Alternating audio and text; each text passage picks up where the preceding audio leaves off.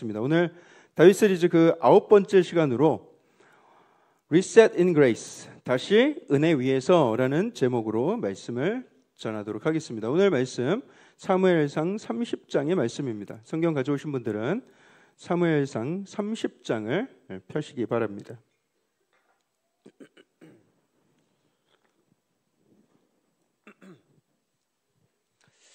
제가 신학교 다닐 때 겪은 일인데요. 굉장히 신학교 시절 저는 굉장히 고단한 인생을 살았습니다.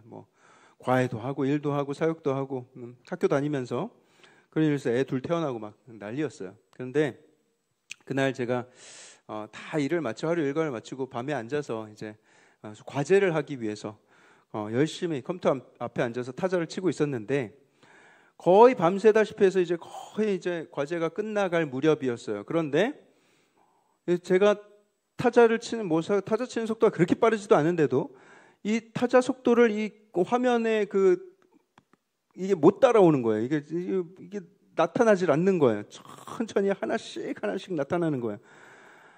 이거 왜 이래? 그래서 제가 깜짝 놀란 마음을 가지고 세이브를 시켜보려고 저장을 하려는데 저장이 안 돼요. 안 먹혀요.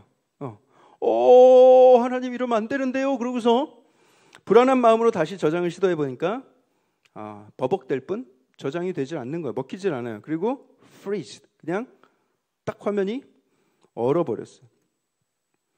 세상과 나는 간 곳 없고 구속한 주만 보이더라. 아무 생각이 나지 않아요. 그냥 멍하니 이거 이제 곧 마치고 이거 꿀잠 자야지 하고 있었는데 이게 잠은커녕 이제 지금까지 노력이 다 수포로 돌아갈. 누가 설교를 동시에 하고 있어요? 네. 동시 설교인가요? 동시 통역도 아니고 몸은 극도로 피곤한데 이제 곧 자려고 그러는데 이제 다 노력이 다 수포로 돌아오고 다시 시작해야 될 위기에 처해 있어요. 제가 그 얼어붙은 화면을 보면서 한참 고민을 했습니다. 이거 어떻게 해야 될까? 기다릴까? 열받아서 그런 건지도 모르니까 좀 기다려볼까? 근데 기다리고 있는데 아무것도 움직이지 않는데 이 기다리고 있는 게 너무 바보 같은 거예요. 그래, 그냥 다시 한번 껐다 키자. 그러고서 전원 버튼을 꾹 누르는데 여러분은 그 마음 아세요? 이게 어떻게 될지 모르고 이게 얼만큼 세이브가 돼 있을런지, 얼만큼 복구가 될 수 있을지 모르는. 잡아 끄는 방법은요 두 가지인데 전원 버튼을 꾹 누르는 방법도 있고요.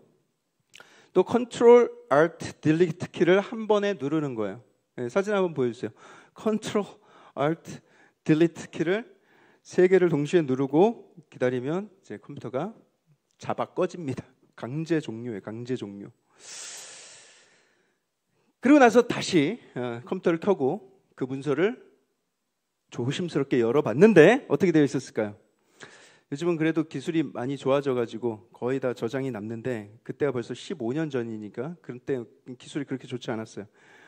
문서를 열어보는데 거의 다 날라가고 한 20% 남았어요. 앞쪽에 20% 서문만 남아있더라고요. 제가 컴퓨터 앞에서 피눈물을 흘렸어요. 피가 뚝뚝 떨.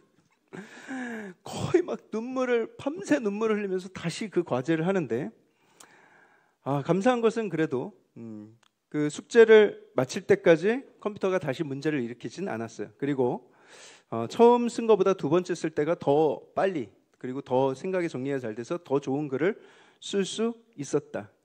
그래서 제출을 했던 기억이 있습니다. 여러분, 그런데 우리 인생에도요 이 Ctrl Alt Delete 키를 이 조합을 눌러야 할 때가 옵니다.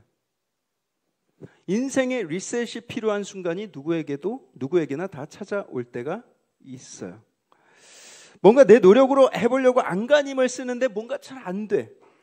뭐가 진행이 되질 않아. 자꾸 막히고 버벅대고 몸과 마음은 계속 지치고 사람들로 인해서 상처받고 힘들고 말씀과 기도에서는 자꾸 멀어지고 예배에 대한 열정이 사모함이 사라지고 뭔가를 이룬 것 같은데 마음의 허무함과 공허함이 찾아오고 영혼이 freeze된 느낌, 영혼이 얼어붙은 상태가 되는 것이죠. 그때는 저장을 하려고 해도 저장도 안 돼. 뭔가를 좀 세이브 하려고 해도 안 돼. 안 먹혀요. 영적으로 꽉 막혀 있기 때문에 그때는 여러분 뭐 해야 됩니까? 달리 방법이 없어요. 리셋이 필요한 거예요. 리셋이. Ctrl Alt 딜리트 키를 눌렀다가 다시 켜야 합니다. 그때 우리가 하나님 앞에서 완전히 새롭게 리셋이 되어야 되는 상황이다. 제가 키 다시 한번 보여주세요. 저 세 키의 의미를 묵상해 봤어요.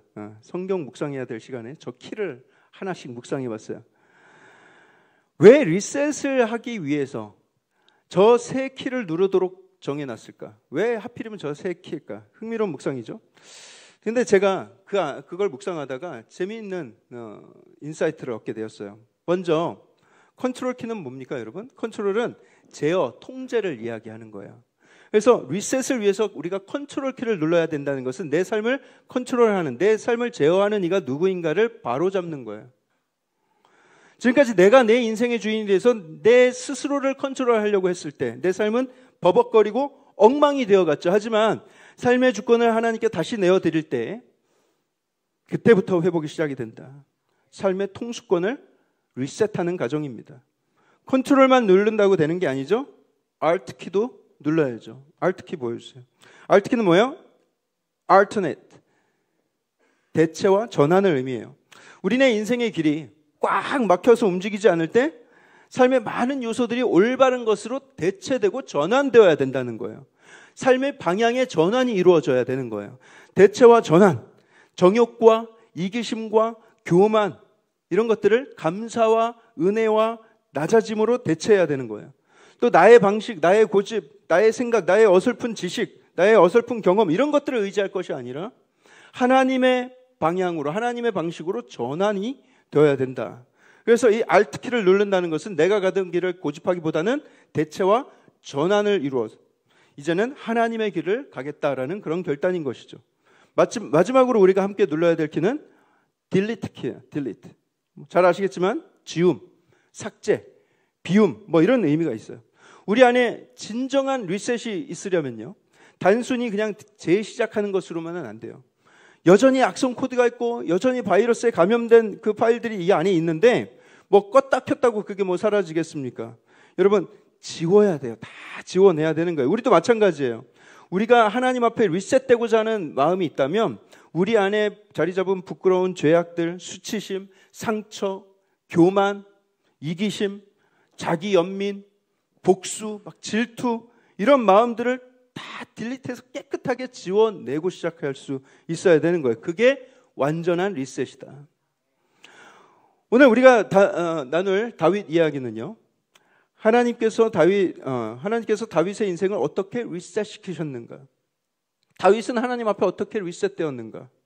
그의 인생에 어떤 컨트롤, 알트, 딜리트 키의 조합이 이루어졌는가? 우리 함께 살펴보도록 하겠습니다. 오늘 본문 사무엘상 30장 1절 말씀인데요. 우리 함께 1절부터 함께 읽어보도록 하겠는데 30장 1절 상반절 함께 읽겠습니다. 시작. 다윗과 그의 사람들이 사흘 만에 시글락에 이른 때에 다윗과 그의 사람들이 사흘 만에 시글락에 이르렀다.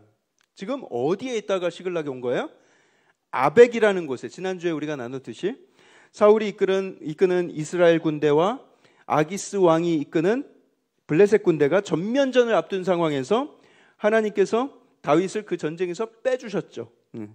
다윗의 그 수많은 실수에도 불구하고 하나님께서 그를 건져주셨다. 수습의 은혜가 있었다고 했죠. 자, 아기스가 다윗을 시글락으로 돌려보냈습니다. 전쟁을 앞두고. 왜 그래요? 야, 우리 방백들이 너랑 나가서 같이 싸우기 싫대. 야, 너 위험하니까 너 괜히 우리 방백들 눈에 띄지 말고 너 새벽에 동트면 니네 사람들하고 같이 가. 시글락으로 떠나라. 명령을 했어요. 그래서 다윗이 너 싸워야 되는데 그러면서 못 이기는 척, 서운한 척하면서 시글락으로 돌아옵니다. 자, 아벡에서 시글락까지 가는 거리는 직선거리로 100km. 지형을 감안하면 한 120km를 가야 되는 그런 산길이에요. 그런데 그 길을 사흘 만에 도착했다는 것은 하루에 최소한 40km씩 걸었다는 거죠. 하루에 10시간씩 걸은 거예요. 힘겹게 그렇게 도착을 했는데 시글락에서 무슨 일이 일어나고 있었는가? 1절 하반절부터 3절 말씀 함께 읽어보겠습니다. 1절 하반절부터 3절 시작. 아말렉 사람들이 이미 네겝과 시글락을 침노하였는데 그들이 시글락을 쳐서 불사르고 거기에 있는 젊거나 늙은 여인들은 한 사람도 죽이지 아니하고 다 사로잡아 끌고 자기 길을 갔더라. 다윗과 그의 사람들이 성읍에 이르러 본즉 성읍이 불탔고 자기들의 아내와 자녀들이 사로잡혔는지라. 네, 여러분 시글락이 어떤 성읍입니까?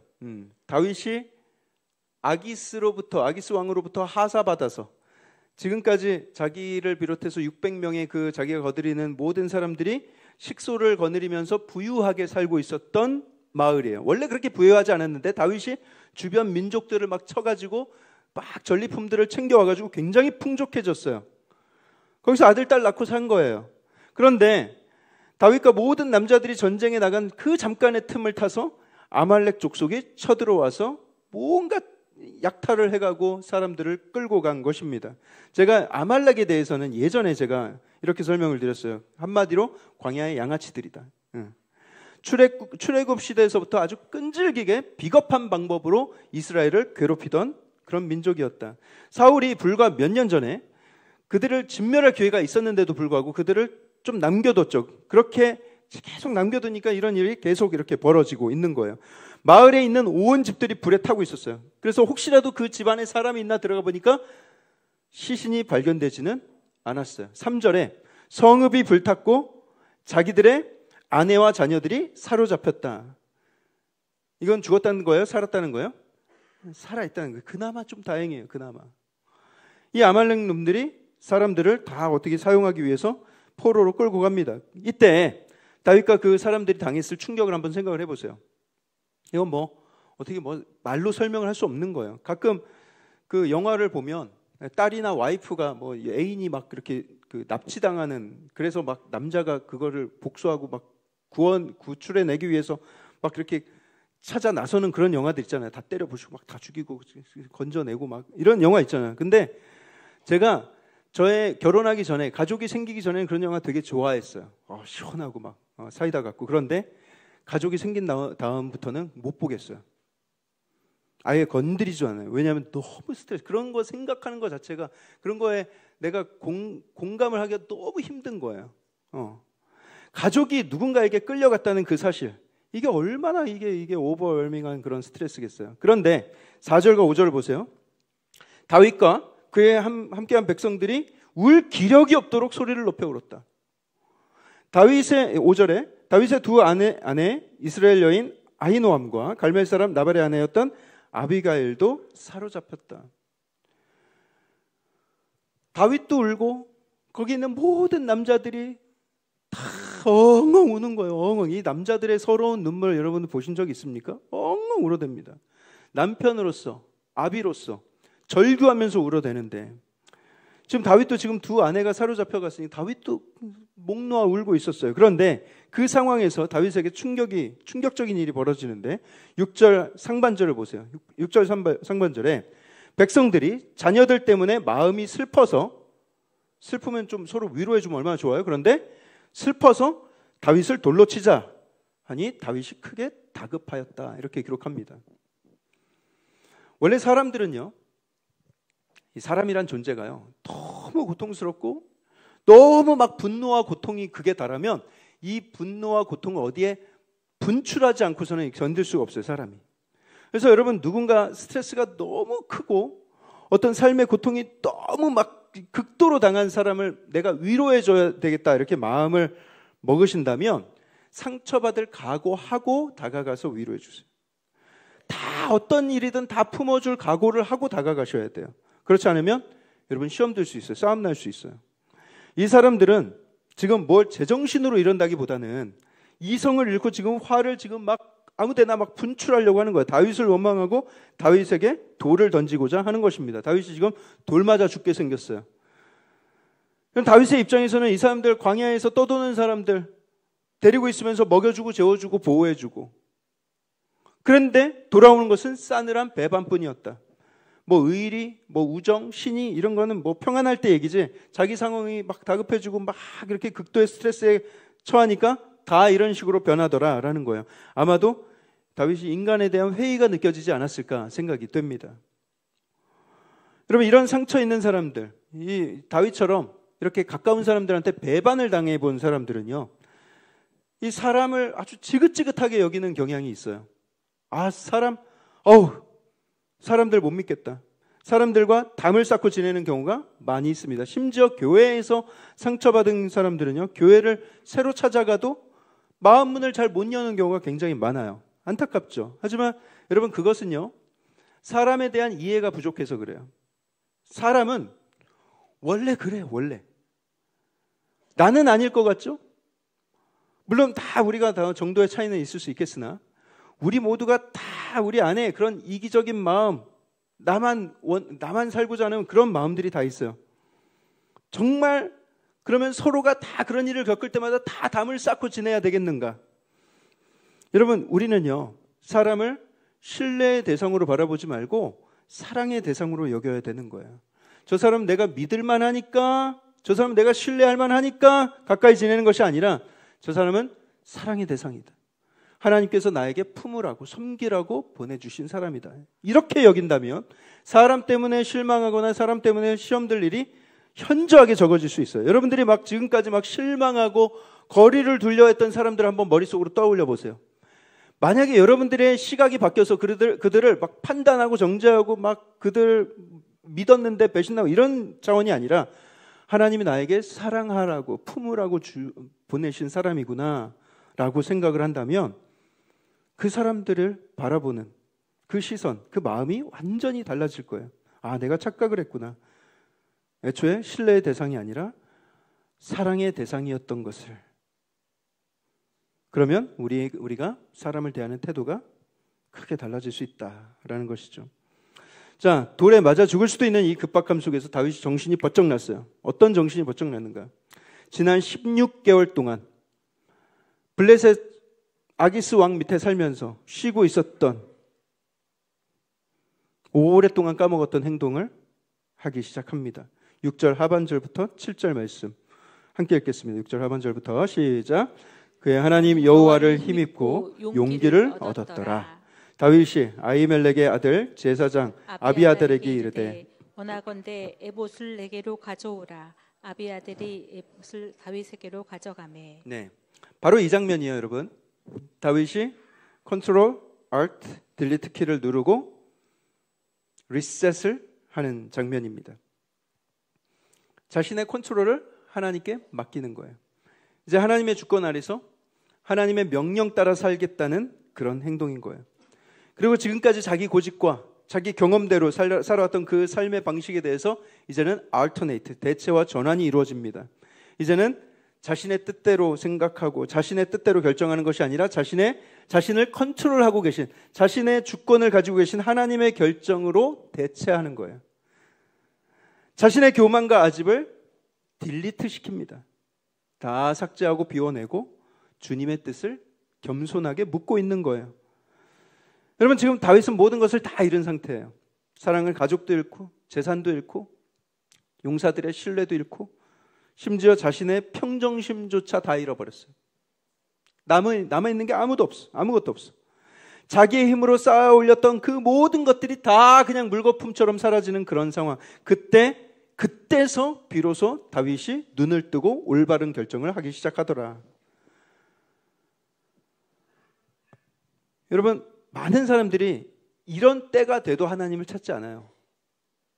이런 때에 올바른 선택하지 못하는 사람 더 많습니다. 술독에 빠지고 중독에 빠지고 하나님 막 원망하고 교회를 떠나고 이런 사람들이 훨씬 더 많아요. 하지만 다윗은 무너진 바로 그 자리에서 하나님을 바라보았다. 정말 좋은 선택이죠. 그리고 하나님께서 그에게 힘과 용기를 주셨다라는 것입니다. 여러분, 이것이 회복의 시작입니다. 인생이 리셋되는 순간이에요.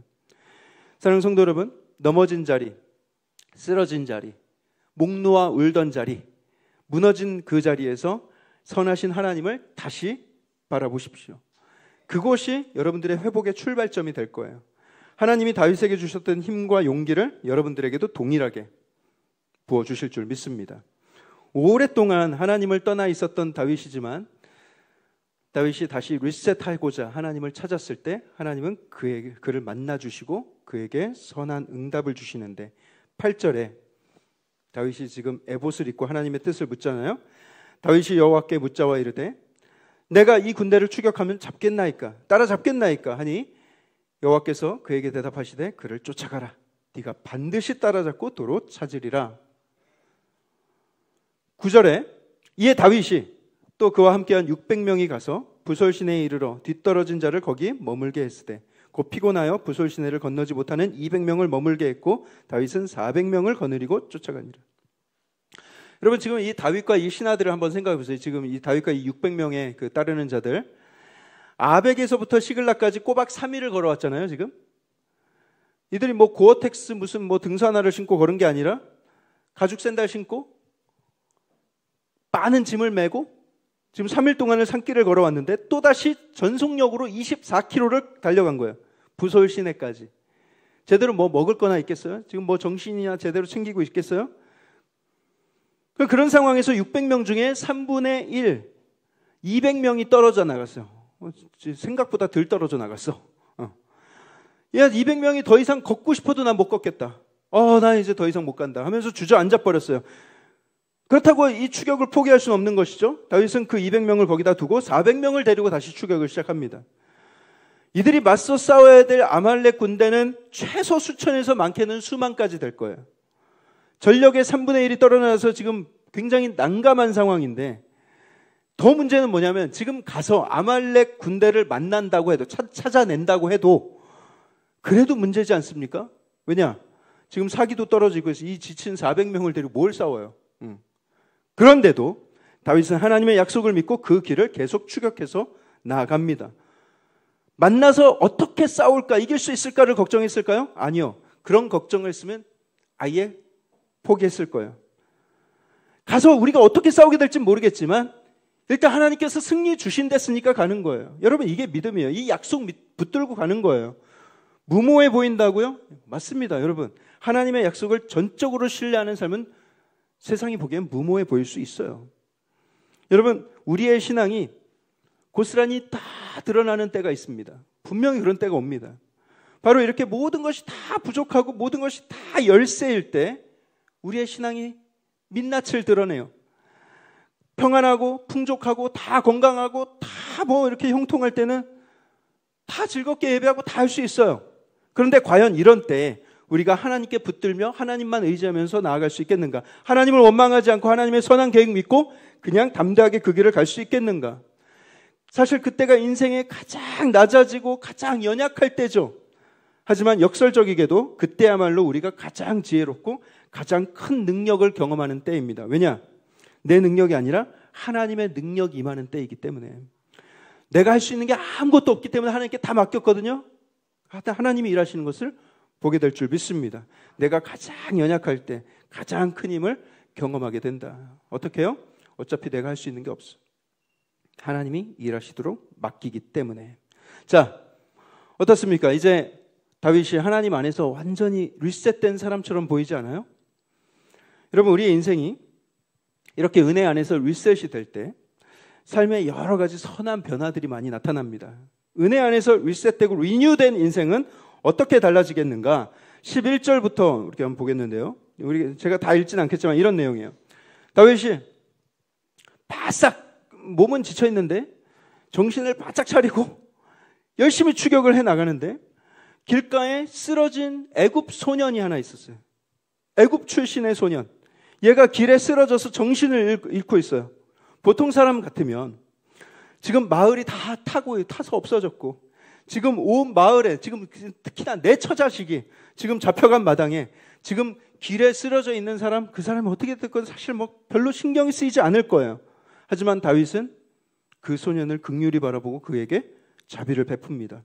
먹을 것과 마실 것을 주면서 정성껏 그를 돌봤어요. 떡도 주고 물도 주고 무화과 나무 열매도 먹이고 또 건포도도 주고. 그러니까 그 소년이 조금씩 기력을 차리기 시작합니다. 사흘 동안 아무것도 못 먹고 길에 쓰러져 있다가 뭘 좀 먹으니까 기력을 되찾은 거예요. 알고 보니까 이 소년이 애굽 출신이긴 하지만 아말렉 사람들의 노예로 살다가 전쟁에 같이 나갔는데 얘가 전쟁 나가서 뭐 독감에 걸렸는지 막 비실비실한 거예요. 그러니까 얘를 그냥 광야에 버리고 자기들 갈 땐 간 거예요. 굉장히 비정한 놈들이죠. 그런데 이 친구가 다윗에게 도움을 받고 막 고마움을 느끼더니만 뜻밖의 도움을 줍니다. 자기가 아말렉 사람들이 있는 곳으로 인도해 주겠다는 거예요. 자기 주인들은 이 아말렉 주인들은 자기를 헌시장처럼 버렸지만 모든 것을 다 잃은 이 사람들은 오히려 나한테 긍휼을 베푸는구나. 나도 그 막 불 지를 때 나도 그 현장에 있었는데 어떻게 나한테 이런 자비를 베풀지? 어떻게 내 생명을 살려줄 수가 있지? 나한테 화풀이를 해도 모자랄 판국에? 그의 마음이 다윗에게로 활짝 열렸어요. 여러분, 다윗은요, 그 소년에게 그냥 작은 호의를 베풀었을 뿐인데 이런 다윗에게 큰 은혜가 임하게 됩니다. 다윗은 평소에 그런 연약한 자를 보면 그게 그렇게 애틋해서 그렇게 도와주고 싶어 했던 다윗이었어요. 지난번에 막 사울에게 쫓겨서 막 이 굴로 저 굴로 도망다니는 그런 상황 속에서도 위기에 빠진 그일라 주민들을 도와준 사건도 있었잖아요. 작은 자를 베푸는 그 호의, 그런데 그 작은 호의가 이 전쟁의 판세를 바꿔버립니다. 여러분, GPS 없이 그 황량한 광야 속에서 아말렉 족속을 찾는다는 것은 해변에서 바늘찾기 같은 거예요. 여러분, 사막에 바람이 불어서 발자국도 다 지워집니다. 발자국도 보이지 않는 상황에서 뭘 따라가야 되냐. 그런데 자꾸 연약한 자 하나를 도왔더니 그것이 승리의 실마리가 되더라라는 것이죠. 사랑하는 성도 여러분, 우리가요 살아가면서 우리는 막 큰 일을 이루고 싶고 어떤 중요한 일에 집중하길 원하죠. 다 좋습니다. 하지만 그런 중요한 것들, 큰 일들을 향해서 정신없이 달려가다 보면 연약한 자들, 소외된 자들을 홀대하기가 쉬워요. 나랑 상관없는 사람들 뭐 어떻게 되든 말든. 우리가 마음속에 그런 걸 의도했던 안 했던 간에 관심을 주지 않고 되게 이기적으로 살아갈 가능성이 굉장히 높다는 거예요. 여러분, 하지만 우리가 이걸 기억할 수 있어야 됩니다. 다윗이 평소에 베푸는 그런 작은 호의, 관심, 결국에 그것이 뜻밖의 축복으로 이어졌다라는 것을 꼭 기억하시길 바라요. 우리는 종종 멀리 있는 비전을 바라보면서 살아가지만 하나님께서는요, 우리에게 진짜 기회는 눈앞에다 갖다 주세요. 우리는 멀리 있는 것 같지만, 우리에게 기회가 멀리 있는 것 같지만 사실 우리의 기회가 곳곳에 우리 눈앞에 있는 거예요. 내가 만나는 사람들 가운데 숨어 있습니다. 그들을 긍휼과 사랑으로 대할 때 하나님은 놀라운 방식으로 복을 누리게 하시는 거예요. 물론 복을 바라면서 받을 복을 막 계산해 가면서 도움을 베푸는 것이 아닙니다. 전혀 계산하지 않았더라도 하나님이 복을 피해갈 수 없게 만들어버려요. 복을 피할 수 없는 인생이 되면 그건 게임 오버인 거예요. 여러분, 복을 피해 다녀도 복을 받는 인생. 제 말이 아닙니다. 하나님께서 말씀하셨어요. 잠언 19장 17절에 우리 함께 읽어볼까요? 스크린을 보시고 시작. 가난한 자를 불쌍히 여기는 것은 여호와께 꾸어드리는 것이니 그의 선행을 그에게 갚아주시리라. 남을 돕는 것이 하나님께 꾸어드리는 거예요.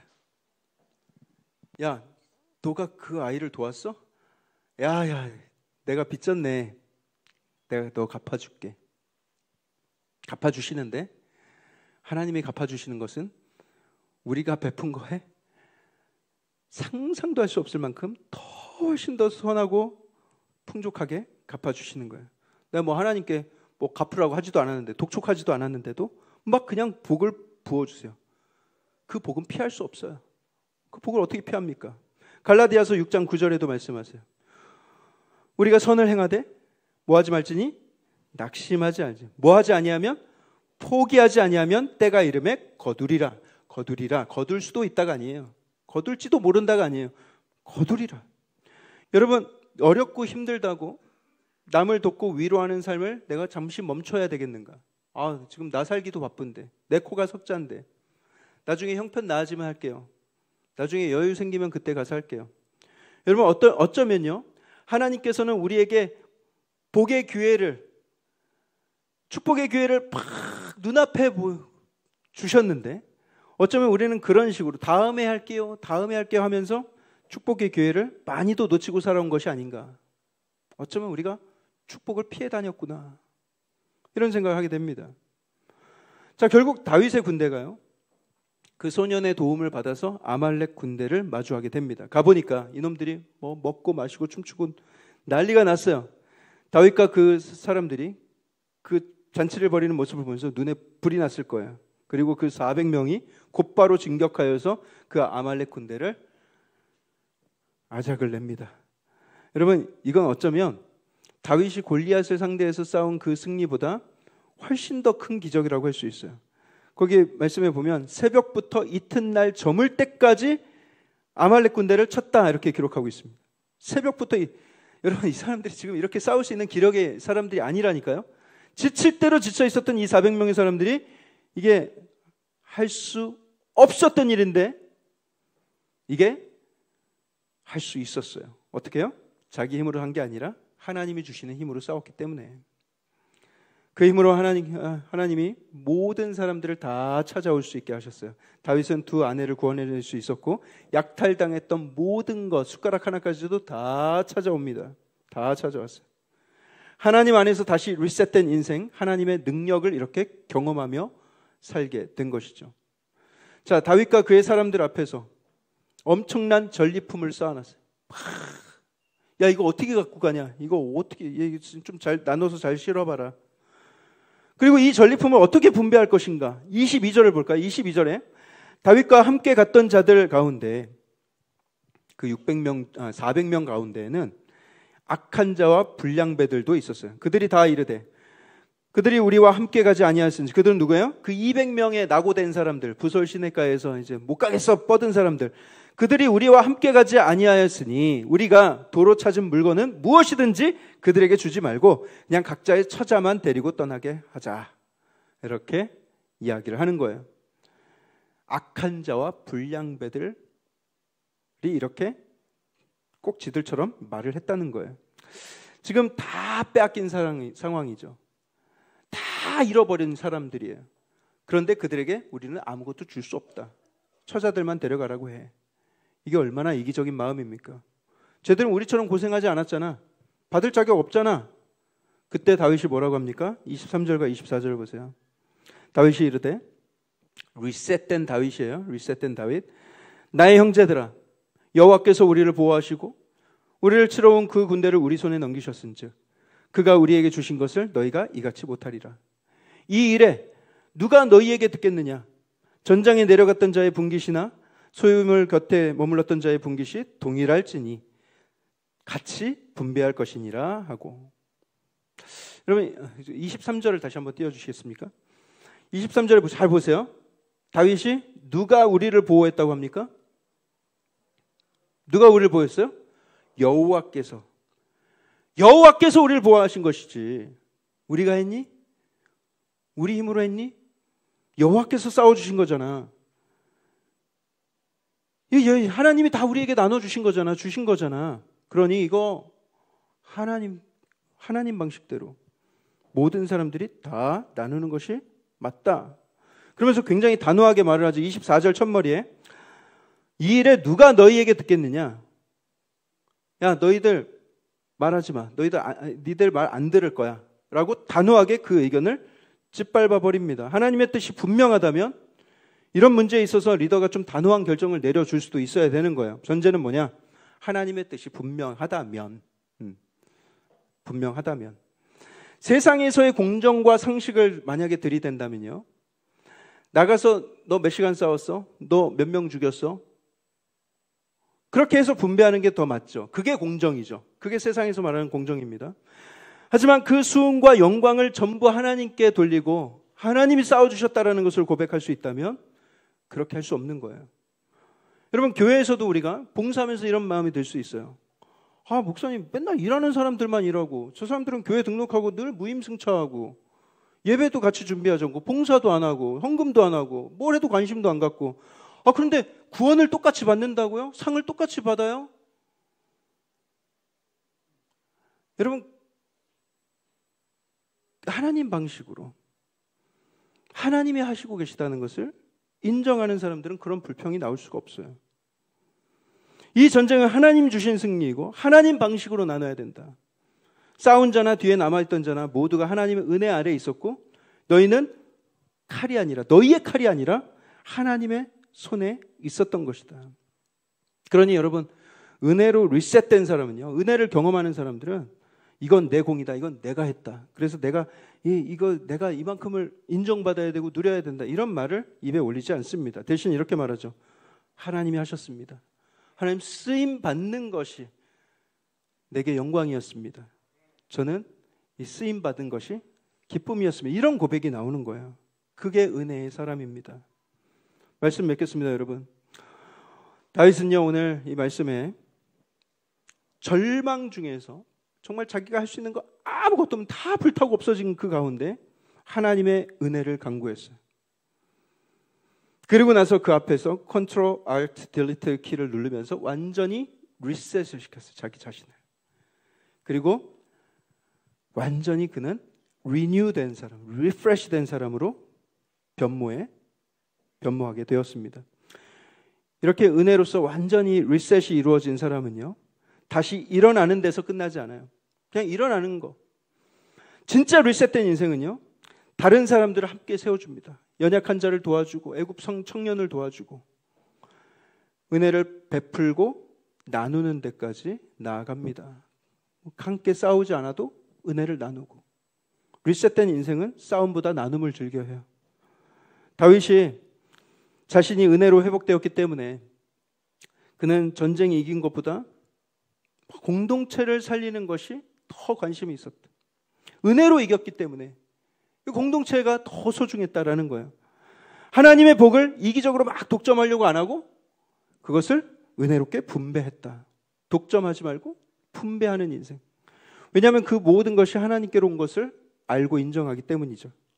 여러분, 하나님 안에서 리셋된 사람들은요, 이런 식으로 삶도 달라지고 말도 달라지고 그리고 그 손끝까지 다 달라지게 되는 거예요. 은혜가 있어요. 말도 은혜가 있고 눈빛도 은혜가 있고 손끝까지 은혜가 뻗칩니다. 더 이상 자기 힘만 믿고 움직이지 않아요. 더 이상 자기 경험으로 판단하고 선택하지 않아요. 남을 막 함부로 저울질하지 않아요. 내 공로를 주장하지 않습니다. 자기가 받은 은혜를 기꺼이 나누고 흘려보내요. 저와 여러분들도 그렇게 은혜 안에서 리셋되어서 하나님 안에 주장을 받고 또 그렇게 하나님의 다스림을 받고 그 안에서 풍성한 은혜를 누리며 나누며 살아가는 저와 여러분들 되기를 주님의 이름으로 축복합니다.